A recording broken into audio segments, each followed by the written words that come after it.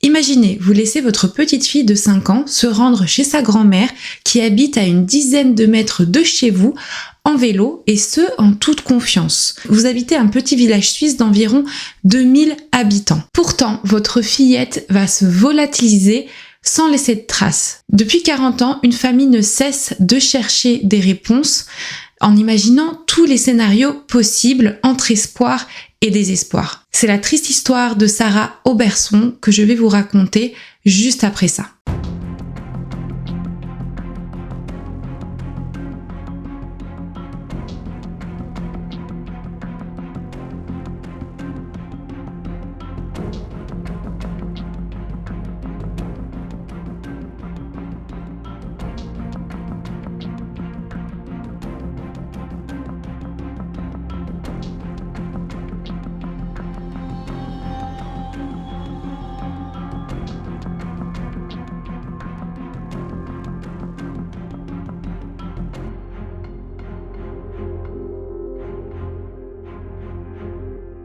Avant de commencer, je voulais prendre une minute pour vous parler d'un service que je vous ai déjà présenté sur cette chaîne. Il s'agit de BetterHelp qui sponsorise cette vidéo. La dernière fois, je ne sais pas si vous vous rappelez, je vous avais expliqué que j'étais dans une période assez compliquée psychologiquement parlant. Mais aujourd'hui, ça semble aller mieux. Alors, je me suis aussi rendu compte que c'est pas parce que vous vous sentez bien à un instant T qu'il faut arrêter d'y penser. C'est l'erreur que j'ai fait plusieurs fois et donc je me suis dit la rentrée c'est synonyme de quoi? De bonnes résolutions, de construire des bases solides et j'ai donc décidé cette fois-ci d'utiliser la plateforme BetterHelp. Je vais bientôt commencer un suivi et je vous ferai un retour honnête sur mon expérience. Pour rappel, BetterHelp, qu'est-ce que c'est? BetterHelp, c'est une plateforme de thérapie 100% en ligne qui vous aide à trouver le bon thérapeute. Tout commence par un court questionnaire pour exprimer vos besoins et vos attentes. Puis vous êtes mis en relation avec un thérapeute français certifié qui est adapté à votre profil et qui est inscrit à l'agence régionale de santé. Vous pouvez ensuite choisir le format qui vous convient le mieux. Donc ça peut être par visio, par téléphone ou par message écrit. Et donc entre les séances, vous pouvez échanger avec votre thérapeute par message écrit. Vous pouvez écrire quand ça vous convient et il vous répondra quand il le pourra. Ce qui est bien, c'est que vous pouvez continuer votre thérapie même si vous êtes en déplacement ou en vacances. Quelque chose que j'apprécie énormément, c'est la flexibilité. Il n'y a pas d'engagement et vous pouvez mettre votre abonnement en pause quand vous le souhaitez à tout moment. Et si jamais le feeling ne passe pas, vous pouvez changer facilement de thérapeute et ce sans frais supplémentaires. Donc si vous aussi vous voulez tester BetterHelp, je vous mets le lien ici à l'écran et aussi en description et en commentaire épinglé qui vous permettra d'avoir 10% de réduction sur votre premier mois. Et en plus de ça, vous le savez, ça soutient ma chaîne. Alors merci à BetterHelp de sponsoriser à nouveau mon travail et cette vidéo et prenez soin de vous surtout. Bonjour à toutes et à tous, on se retrouve aujourd'hui sur ma chaîne pour parler d'une disparition que j'ai vraiment découverte là récemment.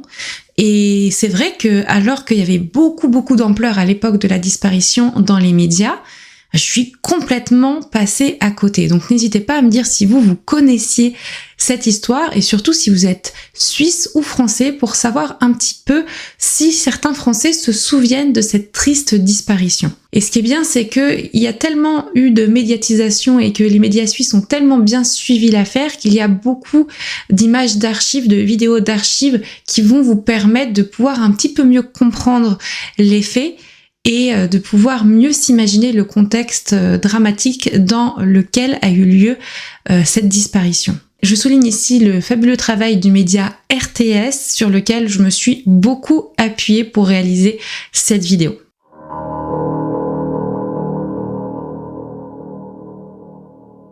Saxon, septembre 1985. Un village d'un peu plus de 2000 habitants, posé au cœur du Valais. Ici, tout le monde se connaît. Les enfants jouent ensemble dans les rues, sans crainte. C'est le cas de Sarah Auberson, une petite fille de 5 ans, décrite comme joyeuse, espiègle, avec un visage poupon. Elle vit entourée de l'amour de ses parents, Claudie et Dominique, et de sa grande sœur Stéphanie, 11 ans. Dans 3 mois, la petite aura 6 ans. Et en prévision de son anniversaire, ses parents lui ont offert un superbe cadeau et elle ne s'en séparait plus. C'était un vélo rose Barbie avec lequel elle jouait dès qu'elle en avait l'occasion. La petite fille était pleine de vie. Des images d'époque la montrent peu de temps avant les faits, courir avec d'autres enfants ou encore lever les bras au ciel lorsqu'on disait son nom dans le micro lors d'événements de village festifs et sportifs. Bref, une vie paisible et heureuse qui prendra un tournant dramatique le tout dernier week-end de septembre. Samedi 28 septembre 1985. C'est un week-end de fête dans la région. Près de Saxon, beaucoup de monde se déplace pour la grande foire du Valais qui bat son plat un martini à quelques kilomètres de là, à une dizaine de minutes environ. Sarah et sa famille n'y sont pas ce samedi, ils restent tranquillement, paisiblement chez eux, en plein cœur de Saxon. La petite fille vient de jouer avec une de ses copines devant la maison. Elle va aller voir sa mère et lui explique qu'elle va aller voir sa grand-mère qui habite vraiment la maison juste à côté. Et pour ça, elle va enfourcher son vélo flambant neuf, rose Barbie, pour s'y rendre. Elle avait l'habitude, elle savait très bien où sa grand-mère habitait. À ce moment-là, il est 17h30 et Dominique ne sait pas que c'est la dernière fois qu'elle va voir sa fille. Et effectivement, Sarah ne s'est jamais rendue chez sa grand-mère comme elle l'avait expliqué. Bon, le temps passe, ses parents commencent à se poser la question: où est Sarah, où est-ce qu'elle est? Mais ils s'inquiètent pas tout de suite, parce que c'est un village où tout le monde se connaît. Donc ils vont se dire, elle est soit chez un voisin, ou soit elle est allée voir une copine, un copain, et elle est avec ses parents. Mais après plusieurs appels et quelques recherches, l'angoisse monte. En effet, personne ne sait dire où est Sarah. Personne ne l'a vue nulle part. Seul son vélo sera retrouvé dans la cour de l'école, située à quelques dizaines de mètres du domicile familial, posé à même le sol, devant l'escalier menant à la salle de gymnastique. C'est vraiment une grande bâtisse. Donc tout de suite on se dit peut-être qu'elle est à l'intérieur, peut-être qu'elle est autour de la bâtisse. Aucune trace de Sarah. À ce moment-là, les parents vont commencer à appeler tout le monde, très inquiets. Il est environ 20h et très rapidement la nouvelle se répand dans le village. Tout le monde se met à la chercher mais personne ne trouve de traces de la fillette. C'est donc à 21h30 que la police cantonale va être prévenue par le père de Sarah. Il y a des premières recherches qui se mettent en place pendant la nuit, mais elles vont être rapidement stoppées à 3h du matin. Tout le monde est fatigué et donc tout le monde rentre chez soi, en espérant que le lendemain, il y ait de bonnes nouvelles et que Sarah soit retrouvée. Malheureusement, il n'en sera rien et ce sera vraiment les prémices d'une enquête de longue haleine.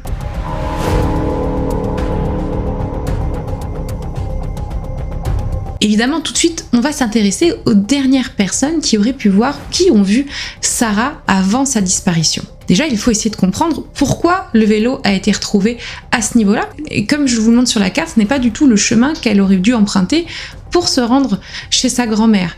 En effet, c'est même le chemin inverse. Pour comprendre pourquoi elle aurait pu s'intéresser à aller dans l'école, dans la cour de l'école, c'est assez simple. On retrouve plusieurs personnes qui s'affairaient de manière un peu inhabituelle dans la cour de l'école, au niveau du préau, parce que il était prévu un événement sportif le lendemain, donc la 2e édition de la foulée saxonnaise qui devait avoir lieu le dimanche 29 septembre. Une course où beaucoup d'enfants et de parents participaient. Et donc, plusieurs personnes étaient présentes dans la cour de l'école pour préparer les festivités et pour préparer l'accueil des parents et des enfants. Et c'est certainement en voyant cette activité que la petite s'est dit, bon, je vais aller là-bas et puis je vais un petit peu jouer avec mon vélo dans la cour qui est quand même assez grande, je vous le rappelle, et qui est donc sécurisée puisqu'elle est un peu en hauteur. Elle est aussi entourée d'une route où il y a un carrefour. D'ailleurs, plusieurs personnes expliquent qu'en effet, ils ont aperçu ce jour-là la petite dans un coin de la cour qui jouait avec son vélo. Aucun doute, il s'agissait bien de Sarah puisque quelques personnes connaissaient l'identité de la petite. Je vous le rappelle que tout le monde se connaît un petit peu quand même dans le village. Mais bon, finalement, ils n'y prêtent pas plus attention que ça, hein. Elle est pas sur la route, elle est pas en danger, elle joue avec son vélo dans la cour de l'école, puis surtout, elle habite juste à côté. Donc c'est vraiment pas quelque chose qui les surprend plus que ça. Ils la voient jouer avec son vélo autour des tables qu'ils étaient en train d'installer. Donc voilà, la petite, elle passe un bon moment, personne ne la calcule vraiment, et inversement. Par contre, ce qui est vrai, c'est qu'à la fin de la journée, alors qu'ils étaient en train d'installer installer les derniers préparatifs pour l'événement du lendemain, ils ont aperçu le vélo de Sarah posé au sol, mais sans Sarah. Après, ils se sont pas vraiment encore inquiétés plus que ça, ils n'ont pas prêté attention. Peut-être qu'ils se sont dit qu'elle était tout simplement rentrée chez elle et avait laissé son vélo ici. En tout cas, c'est clair qu'ils ne se doutaient évidemment pas de la tournure qu'allaient prendre ces événements. Très vite, un avis de disparition est diffusé sur le plan national et sera massivement relayé. En plus du village mobilisé, les recherches sur le terrain prennent une immense ampleur. L'armée vient se joindre à la police cantonale pour les recherches. Des chiens tentent de flairer la piste de la jeune fille. En vain, un hélicoptère survole la zone de recherche, sans succès, et au total, on a plus de 150 km² qui sont passés au peigne fin. Également, les habitations du village sont toutes fouillées, ainsi que les voitures, les congélateurs, ou même les sacs poubelles. Et même si aucun indice ne mène à la fillette malgré les recherches, il n'y a aucun doute possible. À cet âge-là et après le temps qui est passé, il ne s'agit pas d'une simple fugue, et donc toutes les autres pistes très inquiétantes sont envisagées, notamment la piste de l'accident, mais également celle de l'enlèvement. Sur le plan judiciaire, de nombreuses vérifications se poursuivent. Pas mal de personnes ont fait l'objet d'interrogatoires. Également, des vérifications ont été entreprises auprès des membres de la famille, des participants également à la course pédestre Saxon-Sapin-Haut, ou encore auprès de détenus ayant bénéficié d'un congé, donc des personnes connues pour des infractions à caractère sexuel, ainsi que d'autres personnes qui habitaient sur Saxon au moment des faits. Même si les premières recherches ne donnent rien, la famille ne baisse pas les bras et les parents vont lancer un appel aux ravisseurs de leur fille à travers la télévision. Pour vous, c'est le moment de lancer un appel? Ah oui, parce que alors maintenant, on se rend à l'évidence que c'est plus une disparition, c'est pas possible. Quelqu'un l'a enlevé? Oui, je pense un enlèvement, oui. Ça peut pas être autre chose, c'est pas possible. Madame, si vous aviez un mot à dire à quelqu'un qui a enlevé votre enfant, qu'est-ce que vous diriez? Bien, j'ai l'espoir qu'elle me la ramène vraiment vivante et puis le plus tôt possible. Que je lui pardonne tout. Qu'elle me la ramène vraiment le plus tôt possible. C'est tout ce que je demande. Le reste, vraiment, j'oublie tout. Mais j'espère le plus tôt possible. Ça va être trop long. Moi, je commence à craquer. Pourtant, je vis toujours d'espoir, mais c'est long maintenant. Mais malgré tout, vous espérez? Oui, tout le temps. Pour ça, je garde l'espoir depuis le premier jour. Le message des parents va toucher énormément de monde en plein cœur. Et à cette époque, les messages de soutien ne se recevaient pas sur les réseaux sociaux, qui n'existaient pas. Donc c'était des lettres qui étaient reçues directement au domicile des parents. Et des lettres, ils en ont reçu, les parents de Sarah. Des courriers touchants, réconfortants, très importants pour eux, mais également aussi beaucoup de médiums, radiesthésistes et voyants qui sont persuadés de savoir ce qui est arrivé à Sarah au berceau. Les parents, eux, sans nouvelles depuis plusieurs semaines, même depuis plusieurs mois, vont se raccrocher à n'importe quel espoir, n'importe quelle piste au départ. Et donc, les enquêteurs vont jusqu'à organiser 3 mois après la disparition, donc en décembre 1985, un rassemblement assez extraordinaire, on va dire. Ils vont faire en sorte de regrouper une quarantaine de praticiens du paranormal lors d'une grosse réunion afin de tester leurs dons. Et les résultats sont malheureusement très décevants, c'est-à-dire que personne n'est d'accord. Il y en a qui la voient à un endroit, il y en a qui la voient vivante, d'autres qui la voient décédée, d'autres qui la voient avec des personnes qu'elle connaît, d'autres avec des inconnus. Vraiment, il n'y a rien de concret qui ressort de cette réunion, malgré le fait que les enquêteurs vont vérifier chaque piste, chaque point de géolocalisation indiqué par les radiesthésistes, médiums et voyants. Avec du recul, ils disent que c'était vraiment une très grosse perte de temps pour l'enquête. Et puis pour les parents, ils ont très vite voulu cesser de croire à tout ce qui leur a été dit par les praticiens du paranormal, comme je les appelle ici, tout simplement parce que en fait ça leur a fait plus de mal que de bien. Au départ, ils voulaient y croire, puis en fait il y avait tellement d'incohérences dans tout ce qui se disait que ils ont décidé de ne plus rien écouter de leur part. Puis surtout, ça commençait à les atteindre psychologiquement, puisque il y a eu beaucoup de personnes qui leur ont donné des faux espoirs. Et dans le cadre de disparition d'enfants, même de disparition tout court, c'est vraiment pas de ça dont on a besoin. Malgré cet épisode un peu chaotique, la médiatisation de la disparition ainsi que la distribution et le tractage des avis de recherche ont permis un formidable élan de solidarité autour de la famille de la petite disparue. Au total, pas moins de 150 000 affichettes avec le portrait de Sarah sont diffusées à l'entrée des centres commerciaux, dans les gares, les aéroports. Beaucoup d'affichettes grâce à Swissair sont expédiées dans le monde entier, tandis que tous les médias relaient le message. On a des émissions allemandes et françaises qui vont parler de la disparition de Sarah. Il y a une émission d'ailleurs où les parents étaient reçus par feu Pierre Bellemare, donc une émission française, mais également la fameuse émission Perdu de vue qui a parlé de la tragique histoire de Sarah Oberson. Il y a aussi plusieurs émissions en Allemagne qui vont parler de la disparition de la petite Sarah, notamment une émission très connue, qui est un peu connue comme Perdu de vue en France, qui s'appelle Akterseren XY. Désolée si je le prononce mal d'ailleurs. La solidarité est énorme au fur et à mesure du temps qui passe. On a un compte ouvert à l'enseigne de Solidarité Sarah Oberson qui va recevoir des milliers de dons de privés. Au total, il y a plus de 250 000 francs de dons qui ont été envoyés à cette organisation. Et d'ailleurs, il y a une récompense de 50 000 francs qui est promise à toute personne pouvant donner un indice permettant de retrouver Sarah.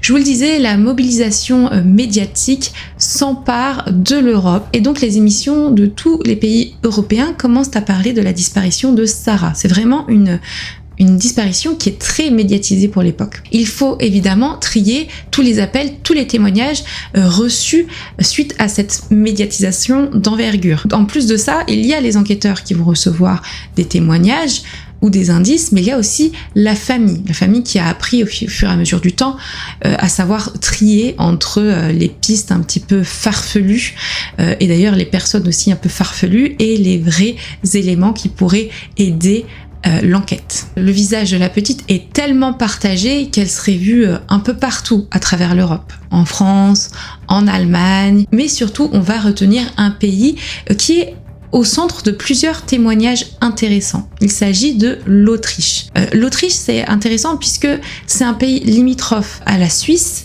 et à l'Allemagne, entre autres. Et c'est aussi un pays où la langue officielle est l'allemand. Un des témoignages les plus importants, c'est une dame qui va le fournir. Alors, une dame qui habite à Vienne, une Autrichienne. Elle, c'est en voyant l'émission Akterseren XY, donc l'émission allemande dont je vous ai parlé, qui est l'émission de faits divers la plus ancienne d'Europe, qui va lui faire avoir un déclic. Elle va se rappeler que quelques jours avant la diffusion de cette émission, elle a fait une rencontre assez inhabituelle qu'elle va relater devant les caméras. C'était au niveau d'un parking. Elle était à ce niveau-là, puis il y a une voiture qui s'est garée à côté d'elle. Donc c'était un homme au volant de cette voiture et il y a une femme et une petite fille qui en sont sorties. La petite fille s'est précipitée et s'est accrochée au manteau de la témoin qui est concierge à Vienne et elle lui a demandé en français « Parlez-vous français ? Parlez-vous français ?» Puis elle a finalement fini par sauter dans les bras de la femme, de la témoin, en se pendant à son cou avant que le trio ne reparte en voiture. Elle explique que c'est donc 5 jours plus tard qu'elle visualise cette émission, donc l'équivalent de Perdu de vue en Allemagne, et qu'elle a reconnu le visage de la petite fille comme étant celui donc de Sarah Oberson. Elle a fait tout de suite le rapprochement et elle a dit c'est elle. Donc elle décrit le trio qui est parti dans la voiture et surtout la voiture qui est une Mercedes blanche immatriculée à Zurich. Zurich, pour rappel, qui est la ville la plus peuplée de Suisse et c'est aussi une ville en Suisse alémanique, donc ça parle principalement allemand. Ce qui est assez troublant, c'est qu'apparemment, le même trio est aperçu dans la même voiture quelques semaines plus tard à Eisenstadt, à 50 km au sud de Vienne, par une fillette et sa mère. La petite fille de la Mercedes blanche aurait dit une seule chose à la fillette autrichienne, la témoin. Elle aurait simplement dit Oberson, donc le nom de famille de Sarah, sans rien lui dire d'autre.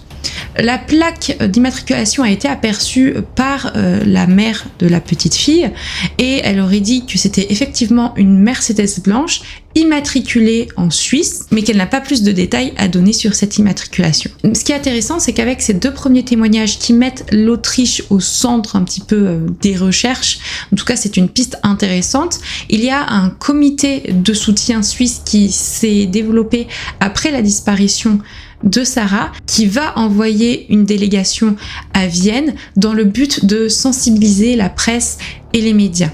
Mais bon, malgré les vérifications, les recherches, l'enquête sur la Mercedes blanche, il n'y a aucun élément concret qui ressortira de ces témoignages. On a un autre témoignage assez pertinent qui a marqué les esprits. On parle là d'Anne-Lise et de sa fille de 16 ans qui étaient toutes deux en vacances en Autriche dans une station de ski autrichienne à Fulmess. Mère et fille expliquent toutes deux avoir reconnu Sarah Oberson 2 jours différents, les 18 et 20 février 1986, donc quelques mois après la disparition de la petite fille. La première fois, elle a été vue en train de somnoler sur un banc et la deuxième fois, elle est vue dans une pizzeria appelée le Pavillon alors qu'elle semblait avoir du mal à manger ses pâtes et qu'elle était un petit peu somnolente. C'est ce qui fait dire ou penser donc Anne-Lise et sa fille qu'elle était potentiellement droguée. Puis surtout, elle n'était pas seule, elle était en compagnie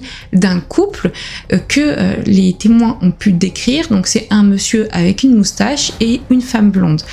D'ailleurs, la piste a été quand même assez prise au sérieux et il y a une enquête qui a été faite pour retrouver ce couple. Il y a d'ailleurs un couple qui a été identifié en Allemagne, un couple sans enfant, mais finalement il se trouve qu'il n'y avait aucun élément qui les reliait avec le potentiel enlèvement de la petite Sarah Oberson. Et en effet, il semblerait que ce n'était pas ce couple-là que Anne-Lise et sa fille avaient aperçu avec la petite Sarah, en tout cas celle qu'elle pensait être Sarah. Et enfin, il y a un autre témoignage très proche de l'Autriche également qui est interpellant. Donc c'est Thomas qui à l'époque des faits avait 16 ans et qui était avec ses amis. Donc lui il était suisse, mais surtout il avait de la famille à Saxon qu'il allait visiter beaucoup de fois, donc plusieurs fois à l'année, et donc il connaissait évidemment la disparition et le visage de la petite Sarah Oberson. Puis même ses amis, tous suisses également présents avec lui ce jour-là, connaissaient aussi le visage de Sarah, puisque c'était quand même, je vous le rappelle, vraiment beaucoup médiatisé à l'époque. Puis là, on est en 86, donc 1 an après la disparition de la petite. On est précisément à Lindau, donc c'est en Allemagne, c'est une presqu'île située sur le versant allemand du lac de Constance. Mais comme je vous le disais, c'est très très proche, on est à quelques centaines de mètres de la frontière entre l'Allemagne et l'Autriche. Ils aperçoivent, alors qu'ils sont assis à une terrasse en train de profiter et boire un verre, un couple avec une petite fille qui vient s'installer juste à côté d'eux, et vraiment à 2,50 m. Donc ils peuvent très bien identifier les visages. Et là, ils remarquent tout de suite la petite qui est anormalement calme, vraiment silencieuse, puis surtout un visage qu'ils reconnaissent tous, celui de Sarah Oberson. Et ils commencent de plus en plus à la regarder, mais ce qui les perturbe surtout, c'est la couleur de cheveux de la petite. Donc vous savez, normalement Sarah a les cheveux châtains, et là, il apparaît que la petite fille, elle a aussi des mèches très blondes, mais qui sont pas du tout naturelles. Comme si on avait voulu faire changer de couleur de cheveux la petite pour qu'elle soit moins reconnaissable. Puis surtout, c'est pas commun à 5-6 ans, puisqu'ils estimaient l'âge de la petite fille à 5-6 ans, de se faire une couleur, vous voyez, ou de se faire des mèches. Donc tout de suite, ça les a interpellés. Ils ont commencé de plus en plus à se retourner, à les regarder. Et là, le trio a pris peur. En tout cas, le couple qui était avec la petite a pris peur et ils sont vite partis et fui, on va dire, la terrasse. Ça a vraiment choqué le groupe d'amis qui sont tout de suite allés voir la police allemande, la police de Lindau. Alors c'était quand même assez complexe, on va dire, pour expliquer toute l'histoire. Expliquer qu'1 an auparavant, il y a une petite qui a disparu en Suisse à Saxon, donc en Suisse romande, et expliquer que potentiellement ils les ont reconnus avec un couple, tout ça dans une langue qui n'est pas la leur, en allemand. Donc ça a pris un peu de temps pour lancer les toutes premières recherches, mais bon, Sans grande conviction, les policiers ont fini par aller jeter un œil dans les rues, ils n'ont rien retrouvé, ils sont rentrés puis ils sont tous retournés à leur poste. Il semblerait, après vérification, plusieurs années après, que ce témoignage ait été pris en compte par la police valaisienne, mais elle n'a pas vraiment été investiguée. Parce qu'en effet, Thomas lui va expliquer que quand il est rentré en Suisse, à partir de là, de toute façon, personne ne l'a plus interrogé sur le témoignage qu'il avait donné à la police allemande. Et c'est vrai que sur le coup, il s'est dit, il avait 16 ans, je vais pas forcer, je vais pas aller de moi-même me présenter pour parler de mon témoignage puisqu'il l'avait déjà fait. Mais aujourd'hui, alors qu'il s'est confié aux médias RTS lors d'un reportage sur cette affaire, justement en 2025, on apprend que avec sa vision adulte, il serait clairement à l'époque finalement allé toquer au commissariat, en tout cas aller faire valoir son témoignage pour faire avancer les choses parce que, il le répète, il est encore sûr à ce jour que la petite qu'il a vue avec ses amis était bien Sarah Oberson. En tout cas, il est sûr à 90-95%. Donc on commence à voir que dans l'enquête, il y a potentiellement eu quelques manquements. En tout cas, ces pistes très cohérentes qui s'articulent autour de l'Autriche ne sont pas les seules pistes à l'étranger qu'il y a eu. Il y a eu aussi une piste, je vous disais, parisienne, une piste lyonnaise, mais finalement, toutes ces pistes-là dont je vous parle n'ont jamais rien donné. On ne sait toujours pas aujourd'hui qui était ce couple avec cette petite fille, et surtout si cette petite fille était Sarah. Les parents, évidemment, sont fatigués, mais ils ne perdent pas espoir, et puis surtout, quand même, c'est une meilleure perspective de la savoir vivante, en bonne santé, peut-être heureuse, avec deux personnes qui se font passer pour ses parents, plutôt que de penser à la piste d'un kidnapping par un prédateur sexuel, un pédophile, qui laisserait peu de chances de survie à la petite.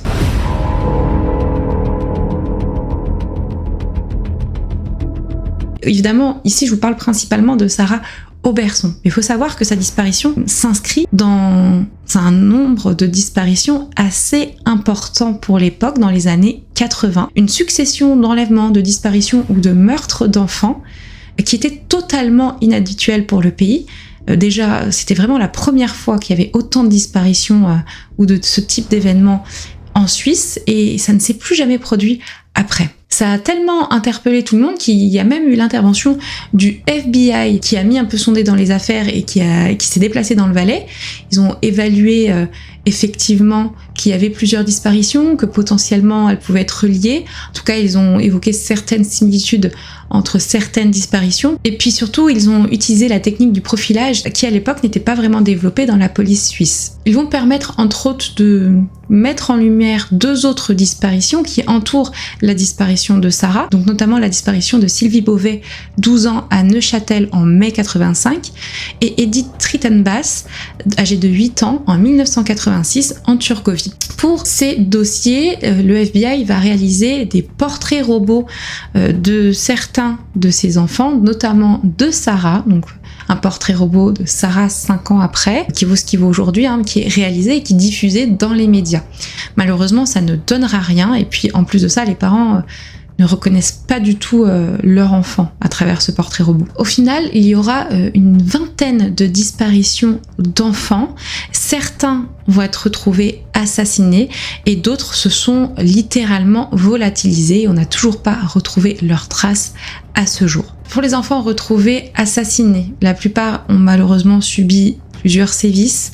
Ils ont certains même été torturés. Bon, je ne rentrerai pas dans les détails, mais vous avez compris le caractère de ces sévices. Mais ce que les Suisses ne savaient pas à cette époque, c'est qu'en fait, le pays était sous la coupe de deux tueurs en série qui agissaient en même temps sans se connaître. Et en plus de ça, il y en a un qui agissait en Suisse romande et l'autre qui agissait en Suisse alémanique. Donc à eux deux, ils couvraient tout le territoire suisse. Ils ont été à l'origine effectivement de plusieurs de ces disparitions d'enfants évoqués. Le premier, je pense, c'est peut-être même le plus connu dans l'univers du true crime, c'est Michel Péry. À l'époque des faits, il avait 28 ans. Alors lui, il habite à Romont, dans le canton de Fribourg, en Suisse romande. Donc certains doivent le connaître puisque j'ai vu qu'il y avait beaucoup de documentaires ou même de séries réalisées autour de cet homme qui est surnommé le sadique de Romont. Et donc si vous voulez en savoir plus sur lui, n'hésitez pas à aller regarder ces vidéos-là. Moi aujourd'hui je vais pas vous parler dans les détails de ce qu'il a fait. Les informations que vous avez besoin de savoir, c'est qu'il a agi entre 81 et 87 et que la plupart de ses victimes étaient des jeunes hommes. Mais il avouera quand même en 84 avoir tué une femme. Il a été arrêté grâce à sa dernière victime qu'il avait laissée pour morte, mais en fait cette victime s'en est sortie et a alerté les autorités suisses. Il a pu d'ailleurs donner plusieurs informations et même la description qui ont permis d'arrêter Michel Péry en 87. Petite anecdote pour ce jeune miraculé de 16 ans qui a été la dernière victime de Michel Péry.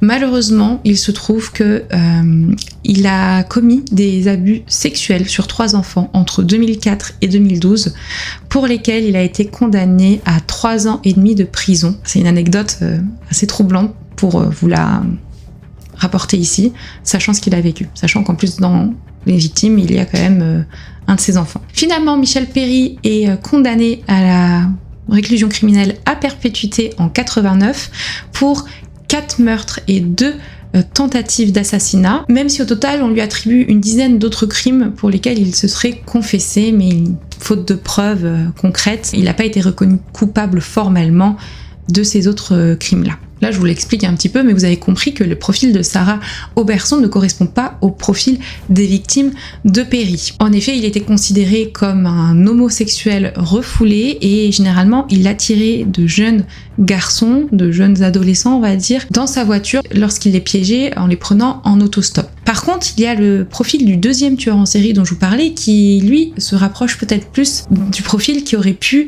enlever la petite Sarah Auberson. Il s'agit d'un homme de 41 ans à l'époque de son arrestation, c'est-à-dire en 89, Werner Ferrari. Lui déjà de base, il avait commencé dans les années 70. Il avait été condamné pour le meurtre en 1971 d'un enfant de 10 ans, mais il a seulement été condamné à 12 ans de prison. Sachant qu'il lui avait fait des attouchements et qu'il l'avait étranglé.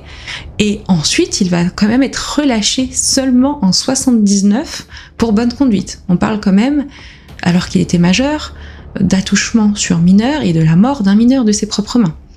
Bref, il a tué quelqu'un en 71, il ressort déjà en 79, et c'est là qu'il va être arrêté, donc 10 ans plus tard, en 89, après le meurtre d'une petite fille. Pendant ses interrogatoires, il va reconnaître d'ailleurs le meurtre de 3 autres mineurs, 3 autres enfants, en 83, 85 et 87, 3 garçons âgés de 7 à 10 ans. Ce qui est troublant, c'est qu'il réalise à peu près à chaque fois le même mode opératoire. Donc il va repérer des enfants un peu esselés aux abords des fêtes de village, il va les embarquer, les isoler un peu dans un bois, il va abuser d'eux sexuellement et ensuite il va les tuer en les étranglant, comme sa première victime en 71. Et donc pour tout ça, il sera condamné en 1995 à la prison à vie, réclusion criminelle à perpétuité pour l'assassinat de 5 enfants âgés de 7 à 12 ans entre 80 et 89. Il sera cependant blanchi d'un de ces 5 assassinats puisqu'il va y avoir de nouveaux éléments qui vont prouver que ce n'était pas lui qui avait tué une petite fille. Et d'ailleurs, c'était le seul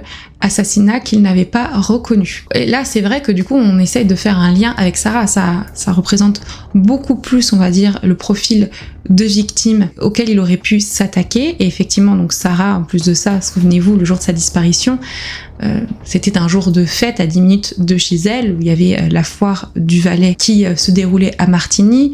Elle était un peu esselée. Lui, il avait une voiture, donc c'est tout à fait possible qu'elle y ait pu monter sans que personne n'ait vu quoi que ce soit. Cependant, à ce jour, lui, il n'a jamais avoué le crime, qu'il l'a kidnappé. En plus de ça, il n'y a aucune preuve concrète qui relie Werner Ferrari à la disparition de Sarah Auberson. Et donc aujourd'hui, il n'y a aussi aucune preuve qui prouve qu'il n'est pas coupable. Ça peut très bien être lui comme ça peut ne pas être lui. En tout cas, cette piste ne donnera rien.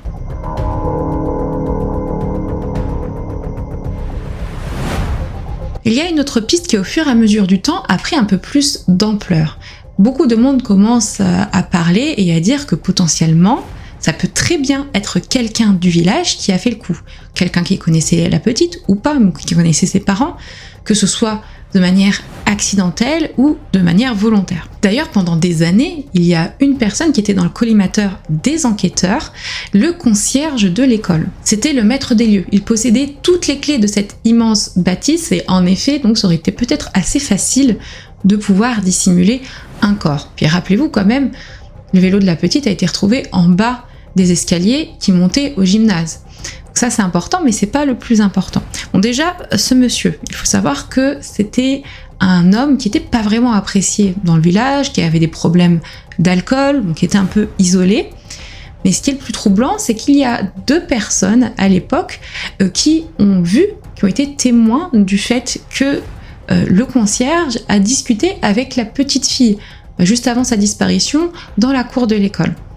Et ce qui est le plus frustrant, c'est qu'aucune confrontation n'a été organisée entre le concierge et les 2 personnes qui auraient vu donc, le concierge parler à la petite Sarah. Pour autant, les enquêteurs ont quand même étudié l'emploi du temps de cet homme. Seulement une quinzaine de minutes reste assez flou. Il n'est pas capable d'expliquer ce qu'il faisait dans ce court laps de temps. Mais bon, ça ne prouve rien, parce que tout le monde ne se souvient pas exactement de ce qu'il faisait dans toute la journée, et surtout plusieurs années après.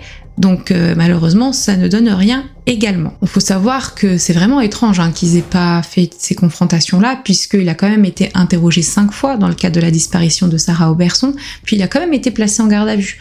Donc bon, beaucoup de monde le pensait suspect au départ, enfin même coupable, et bon, finalement, faute de preuves, il n'a jamais été accusé formellement de quoi que ce soit.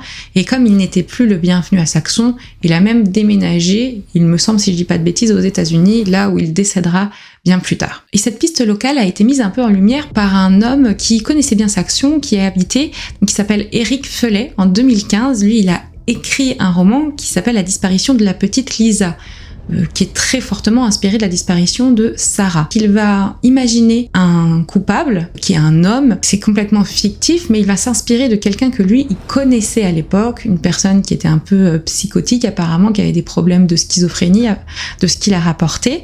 Et donc, c'est juste pour expliquer qu'il mettait en lumière le fait que très possiblement, il y avait cette piste locale qui était tout à fait crédible et qui a été assez peu investiguée, pas très poussée, pour certaines personnes. En effet, beaucoup pensent au fait qu'elle n'ait pas été spécialement kidnappée loin de chez elle, mais qu'elle ait pu être victime, donc je vous le disais, d'un accident ou d'un homicide autour de chez elle, donc dans le village de Saxon et alentour. Certains pensent que donc quand les habitants de Saxon étaient interrogés, les questions n'étaient pas assez poussées, et au final, ils ont pu passer à côté d'une information importante, peut-être de brouille entre 2 familles, enfin en tout cas, c'est vrai que c'est compliqué puisqu'il s'agit ici de l'ambiance un peu village et c'est assez tabou de parler ou de penser que quelqu'un dans le village aurait pu faire ça, alors que c'est un village quand même connu pour être paisible et sans histoire de ce type-là.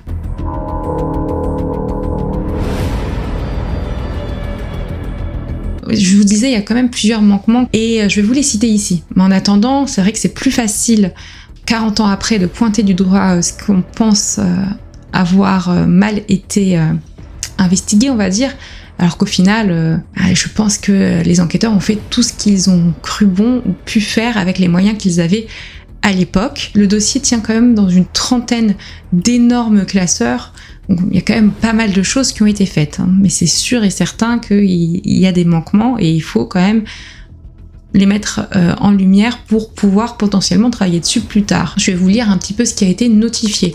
Donc une absence de reconstitution complète à quelques heures des faits avec les témoins les plus proches, l'absence de confrontation, je vous le disais, entre les témoins qui auraient aperçu Sarah dans la cour avec le concierge de l'école. Il y a aussi une histoire d'audit, donc j'ai pas vu autre part que dans le document qui listait ces manquements. Donc une Audi qui aurait été vue dans la cour de l'école ou encore une voiture qui aurait traversé le village en trombe à l'heure de la disparition, des pistes qui auraient peut-être pas assez été investiguées. Également des questionnements qui restent en suspens sur un couple dont la dame ressemblait au portrait robot du témoin de Vienne, des questionnements sur peut-être un manque de contrôle et de recensement des comportements un peu bizarres de cet après-midi-là, dans des bistrots du coin ou sur des personnes qui se sont donné la mort quelque temps après la disparition. Pourquoi ils ont fait ça? Est-ce qu'il y avait une explication ou est-ce que ça venait de nulle part? Et aussi, ça je trouve que c'est le plus frustrant et rageant, un manquement important concernant une citerne installée à un endroit devant l'école qui n'avait pas été fouillée. Ils n'y creusaient à l'époque. En fait, ils sont passés à côté, puis ils n'ont pas plus cherché que ça. Une citerne, c'est grand, hein, ça peut contenir effectivement le corps d'une petite fille de 5 ans. Et elle a finalement été fouillée, mais tenez-vous bien, 20 ans plus tard. Ici, le corps de la petite était vraiment caché dedans. C'est sûr que 20 ans après, il a pu entre-temps être bougé. Bon, ce qui est le plus frustrant dans toute cette histoire, c'est qu'aujourd'hui, aucune des pistes dont je vous ai parlé n'a pu finalement être écartée et que la famille garde les mêmes questionnements qu'elle avait au tout début de la disparition, voire a encore plus de questionnements aujourd'hui, encore plus de doutes, de questions, de ce qui reste sans réponse 40 ans plus tard. Dans toutes les pistes qui ont été envisagées, il y a même la piste d'une secte, d'un trafic d'organes ou d'un règlement de compte entre familles qui ont été évoqués, alors même qu'aucun élément ne vient appuyer ces hypothèses. Il y a évidemment la piste de l'accident, d'un enlèvement de substitution ou d'un criminel ou tueur en série de la région. Parce qu'il faut quand même penser que c'est pas la seule à ne pas avoir été retrouvée, Sarah. Il y a quand même au total 5 disparitions d'enfants suisses de l'époque, donc dans les années 80, qui n'ont pas été élucidées à ce jour. Je voulais quand même rapidement les évoquer. On a donc le 22 septembre 81, Peter Pergesi, qui était âgé de 14 ans, qui disparaît. Le 12 mai 84, Peter Roth, âgé de 7 ans, qui lui aussi se volatilise. Le 23 mai 1985, on a Sylvie Beauvais, qui est âgée de 12 ans, qui n'a jamais été retrouvée. Et ensuite, on a le 3 mai 86, Edith Trittenbass, âgée de 8 ans, qui malheureusement ne sera jamais retrouvée non plus. À noter quand même qu'à l'époque, les forces de police suisses ont été submergées par la multiplication des crimes visant des enfants. Mais elles ne disposaient pas des outils que nous connaissons aujourd'hui.